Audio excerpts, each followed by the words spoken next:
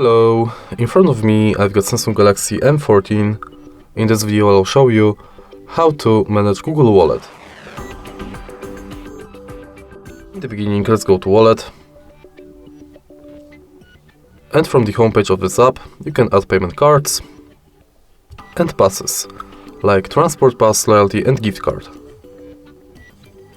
If you go to menu, you've got access to your Google account, wallet tips, contactless setup where you can set a payment card, check if NFC is on, if Google Pay is set as your default, if you've got a lock screen set, and if your phone meets security requirements. Then you can check full list of participating banks and manage your passwords in Password Manager. In your data in Wallet, you can manage payments data and passes data.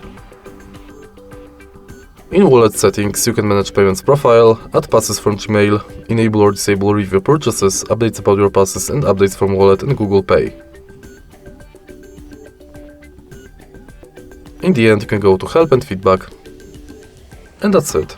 If you find this video helpful, please leave like, comment and subscribe.